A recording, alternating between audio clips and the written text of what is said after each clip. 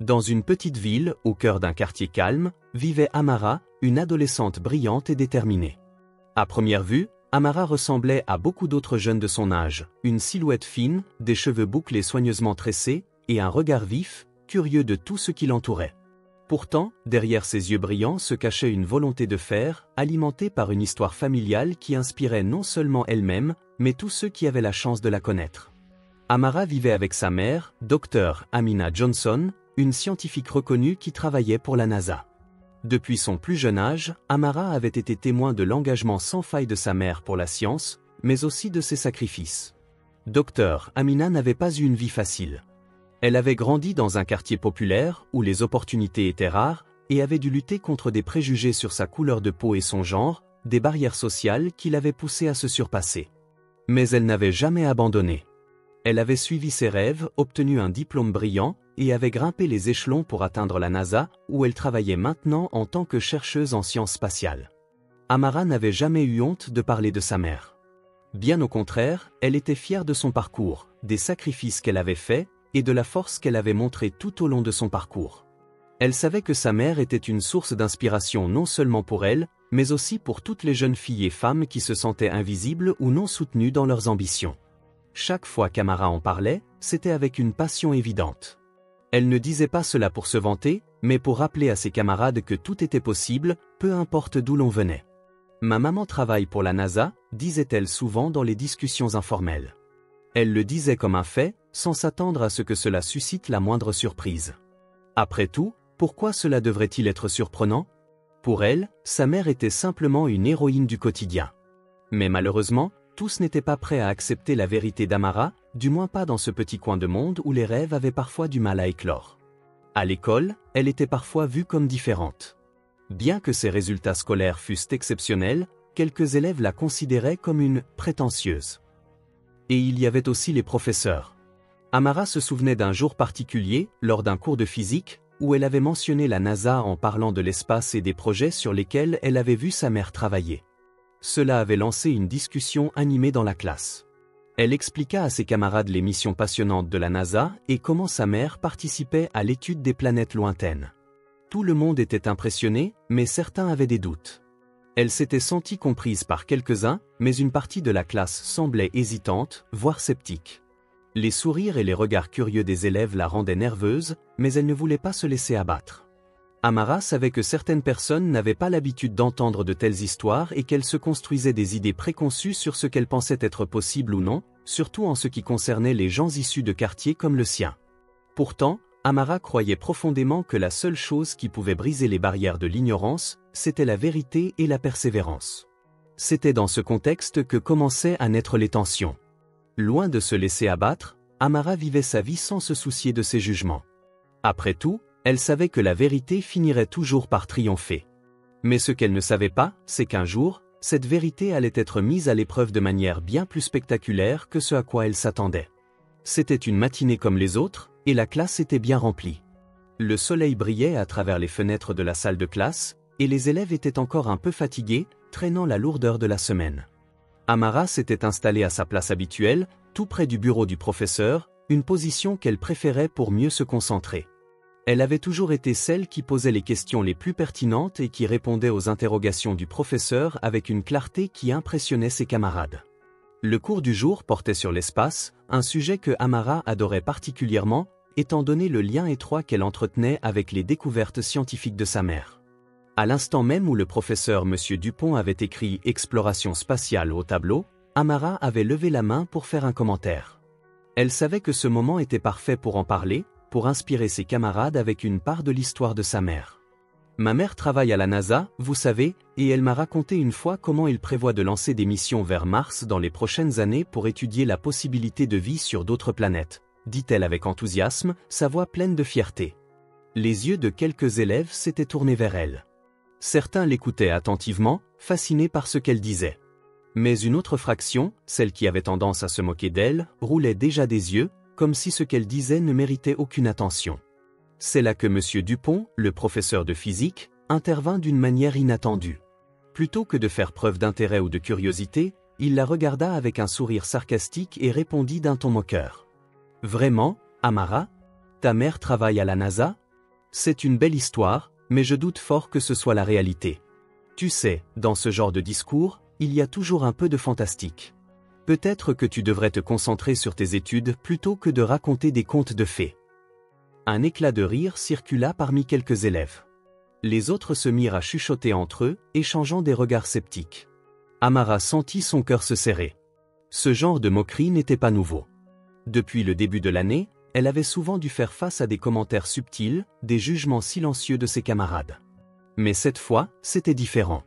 C'était son professeur, une figure d'autorité, celui-là même qui devait l'inspirer et l'encourager, qui venait de la rabaisser. Ce fut comme un coup de poignard. Amara baissa les yeux, tentant de cacher sa gêne et de ne pas laisser transparaître la douleur qu'elle ressentait. Ses doigts serrèrent le bord de son cahier. Elle savait que se défendre ou répliquer ne ferait qu'aggraver la situation. Alors, elle garda le silence. Elle prit une profonde inspiration, tenta de se ressaisir et se concentra sur la fenêtre. L'extérieur semblait soudainement beaucoup plus attrayant que cette salle de classe où elle se sentait si seule. Elle pensait à sa mère, à tout ce qu'elle avait accompli, à la fierté qu'elle ressentait chaque fois qu'elle parlait d'elle. Mais aujourd'hui, tout cela semblait insignifiant face aux rires et aux moqueries. Elle se tourna vers ses camarades, cherchant un regard compatissant, un signe de soutien, mais ce qu'elle reçut en retour, c'était un mélange de rires étouffés et de regards méfiants. La douleur monta en elle, mais elle décida de ne pas réagir. À quoi bon? Les gens qui croyaient que sa mère travaillait à la NASA étaient déjà bien trop rares. Elle n'avait pas besoin de convaincre ceux qui préféraient se moquer. Qu'importe, elle finirait par voir, se dit-elle intérieurement. Un jour, ils comprendront. Le reste de la journée se passa dans une sorte de torpeur pour Amara. Elle se sentait vide, mais déterminée à garder la tête haute. Cependant, quelque chose en elle commença à changer à ce moment-là. Un feu silencieux naquit dans son cœur, une volonté plus forte que jamais de prouver que la vérité finissait toujours par éclater. Le lendemain matin, la journée semblait commencer comme toutes les autres. Le ciel était gris, une brume légère recouvrait la ville, et Amara se dirigeait lentement vers l'école, son esprit occupé par les événements de la veille. Les paroles de M. Dupont résonnaient encore dans sa tête, mais elle avait décidé de ne pas se laisser abattre. Elle savait que sa mère était bien plus que ce que les autres pouvaient comprendre. Elle savait que la vérité finirait par se faire jour. En entrant dans la salle de classe, elle prit sa place habituelle, un peu en retrait, comme si elle voulait éviter de trop attirer l'attention sur elle. Les élèves murmuraient, certains la regardaient, d'autres avaient déjà oublié les moqueries de la veille. Mais Amara, elle, n'était pas prête à oublier. Elle savait que tout ça n'était qu'une question de temps. Un jour, les choses seraient différentes. C'est alors que quelque chose d'inattendu se produisit. La porte de la classe s'ouvrit soudainement, interrompant le cours. Amara leva les yeux, surprise. Une femme élégante entra dans la salle, vêtue d'un uniforme aux couleurs de la NASA. Ses cheveux étaient soigneusement attachés en un chignon professionnel, et son regard était assuré. Elle se tenait droite, avec une prestance qui captiva immédiatement l'attention de tout le monde.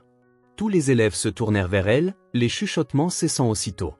Monsieur Dupont se leva précipitamment de son bureau, un air perplexe sur le visage. « Bonjour à tous, » dit la femme d'une voix calme mais forte, « je suis le docteur Sarah Johnson, scientifique à la NASA. Je suis ici pour rendre visite à l'une de vos élèves exceptionnelles, Amara Johnson. » Le cœur d'Amara fit un bond dans sa poitrine. Elle n'en croyait pas ses oreilles. C'était sa mère, ou plutôt, l'une de ses collègues. Dr Johnson souriait et se tourna directement vers Amara. Un moment de silence s'installa. Monsieur Dupont, toujours déconcerté, regardait tour à tour Amara et Dr Johnson, son visage exprimant à la fois confusion et étonnement. « Amara, dit Dr Johnson avec un sourire rassurant, tu pourrais nous rejoindre ?» Tous les yeux se tournèrent vers Amara, qui se leva lentement. Elle avait toujours eu une immense admiration pour sa mère, mais à cet instant précis, ce n'était plus seulement la fierté d'être sa fille. C'était la fierté d'être elle-même, d'avoir travaillé dur, d'avoir surpassé les attentes des autres, surtout, d'avoir enfin l'occasion de prouver sa vérité à ceux qui l'avaient jugée. Elle s'avança vers Dr Johnson, le regard de M. Dupont toujours fixé sur elle, comme s'il tentait de comprendre ce qui se passait. Il semblait un peu déstabilisé. Amara se tourna vers lui, son regard calme et déterminé. Dr Johnson expliqua ensuite, « Amara, cette jeune fille exceptionnelle, est l'une des raisons pour lesquelles la NASA continue de se battre pour une plus grande diversité dans le domaine des sciences. Elle m'a impressionné par son esprit brillant et son travail acharné. Elle a un avenir prometteur dans ce domaine, comme sa mère, qui a commencé exactement comme elle, dans des conditions modestes. Les élèves étaient bouche bée. Certains étaient presque incapables de croire ce qu'ils venaient d'entendre. Monsieur Dupont, quant à lui, avait du mal à masquer son embarras. Ses joues avaient pris une teinte rouge, tandis qu'il s'approchait timidement d'Amara et de Dr. Johnson. Commença-t-il, sa voix un peu hésitante. Je tiens à m'excuser, Amara. J'ai fait une erreur.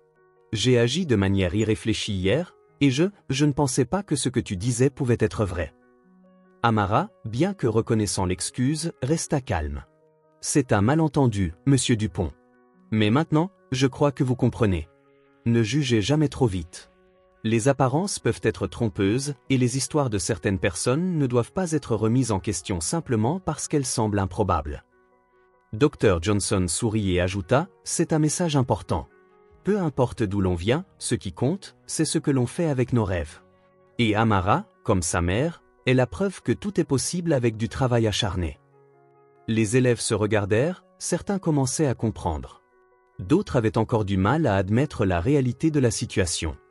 Mais une chose était sûre, Amara venait de gagner quelque chose de bien plus précieux que la validation de ses camarades ou de son professeur. Elle venait de prouver, de manière indiscutable, que ses rêves étaient bien réels et que sa mère, contrairement à ce que certains croyaient, avait effectivement travaillé à la NASA. Après la visite impromptue de Dr. Johnson, la classe était en effervescence. L'air avait changé. Ce qui avait commencé comme une simple moquerie envers Amara était devenu un moment décisif pour tous ceux qui avaient été témoins de ce spectacle. Les murmures avaient laissé place à un silence pensif, presque respectueux.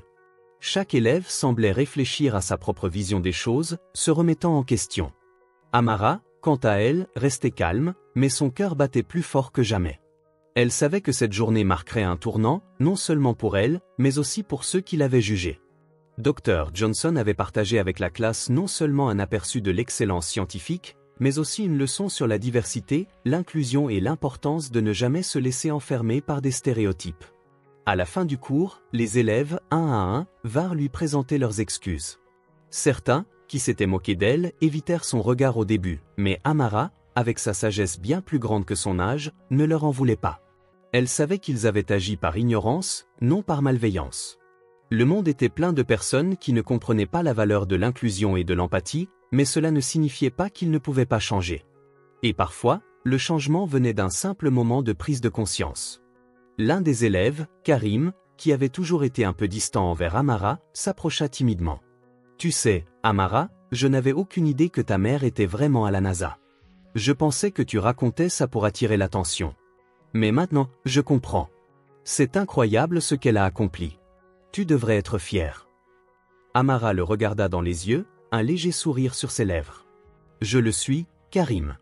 Et je crois que si nous étions tous plus ouverts aux histoires des autres, nous serions beaucoup plus capables de nous comprendre. » Ce fut ce simple échange, ce moment de vulnérabilité partagée, qui marqua la transformation dans la classe. Amara, par sa calme assurance, avait ouvert les yeux de ses camarades. Ils comprenaient maintenant ce que cela signifiait vraiment grandir avec des rêves parfois difficiles à croire pour ceux qui n'avaient pas les mêmes expériences. Mais cette leçon ne s'était pas seulement passée dans la salle de classe. Elle résonnait profondément en Amara. Elle se souvenait de la première fois qu'elle avait entendu sa mère parler de ses défis. De la première fois qu'elle avait vu sa mère, le regard déterminé, se battre contre le doute et l'incrédulité de ceux qui lui disaient que son rêve était irréalisable. C'était ce même regard qu'Amara arborait aujourd'hui. Ce n'était plus simplement l'histoire de sa mère, c'était son histoire à elle, une histoire de persévérance, de courage et de croyance en soi. Ce soir-là, Amara rentra chez elle, les pensées vagabondant tout en marchant dans les rues fraîches de la ville. Elle se sentait plus forte, plus confiante. Son regard s'était transformé. Ce qui avait commencé comme une épreuve douloureuse devenait désormais une source de fierté. Elle savait qu'elle n'avait pas besoin de la validation des autres pour se sentir valorisée. Elle n'avait pas besoin de prouver quoi que ce soit à ceux qui doutaient. Elle était déjà fière de qui elle était et de ce qu'elle avait accompli jusqu'à présent. Lorsque sa mère rentra du travail ce soir-là, Amara la serra dans ses bras avec une tendresse et une reconnaissance profonde. « Maman, tu sais quoi ? Aujourd'hui, les gens m'ont vu différemment. Ils ont compris ce que ça signifie croire en soi. » Dr. Amina Johnson la regarda tendrement, sa fierté incommensurable. « Tu vois, ma fille, les gens auront toujours leur jugement, mais l'important est de croire en ce que tu fais. Le monde peut te douter, te juger, mais c'est à toi de tracer ton chemin. Ne laisse jamais personne te faire penser que tes rêves ne valent pas la peine. Et surtout, sois fier de ce que tu accomplis, même si tu es seul à le voir au début. Amara sourit, sentant un poids se lever de ses épaules. Ce soir-là, elle comprit véritablement ce que signifiait être une force tranquille.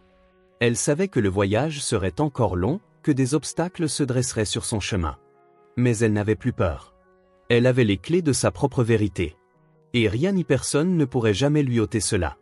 Avant de partir, dites-nous d'où vous regardez cette vidéo dans les commentaires. Et si vous avez apprécié cette histoire, n'oubliez pas de vous abonner à la chaîne et d'activer la cloche pour ne rater aucune de nos prochaines vidéos. Nous publions 2 vidéos par jour, à 10h et à 17h et ce tous les jours.